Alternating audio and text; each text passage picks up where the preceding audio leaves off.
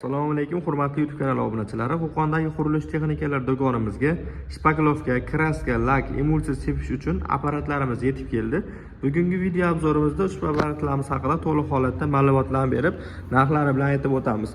Eng kattasi bizda 5500 watt, 3300 watt hamda 2800 wattlik shpakilovka sepadigan apparatlarimizdan yetib keldi. Videoni oxirigacha kuzatib boraverasizlar. Narxlari va komplektdan nima chiqishi va qaysi holatda sepishini to'liq holatda tushuntirib o'tib ketamiz. Bizda Gamba brendiga tegishli hamda Bega brendiga tegishli apparatlarimiz bor.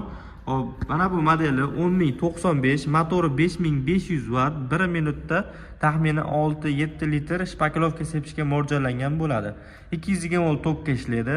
Komplekt o'zini shlankasi 10 metr oshiq, pistoleti hamda pistoletni uzaytirish uchun trubkasi, undan tashqari o'zini saplosi, maslisi, o'zini kulushi chiqadi. Endi maslisi bunga nimaga deganlar uchun, bu yerda yog'lab qo'yadigan joyi bor. Ozgina masli quyib qo'ysalaring, apparat qizib ketmasdan ishlashga mo'ljallangan bo'ladi. Bu apparatlarimiz releli bo'ladi, ya'ni shlankasini ulab turib, bitta apparatni yoqib qo'ysalaring, pistoletni bosganlaringda motor ishlaydi, qo'yaversalaring to'xtaydi. O'zi ishlab turavermaydi.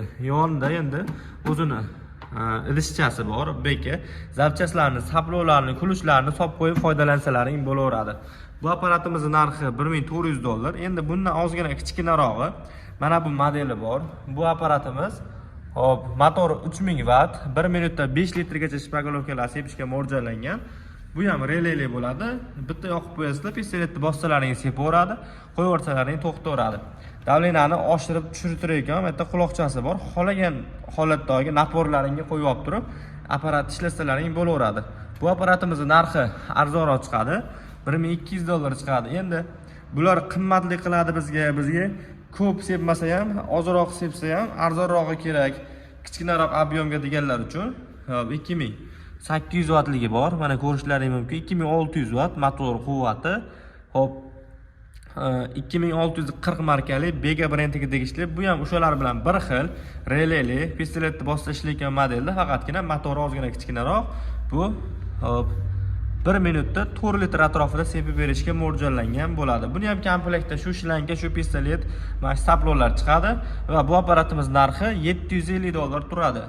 Endi bu apparatimiz shpakilovka sepaman degan akalarimiz uchun, emulsiya kraskani o'ziga deganlar uchun do'konimizda mana juda ancha assortiment holatda Wagner apparatlarimiz mavjud. Eng kichkinasi $190 dan boshlanib $450 gacha kraska, lak, emulsiya sepadigan apparatlarimiz bor.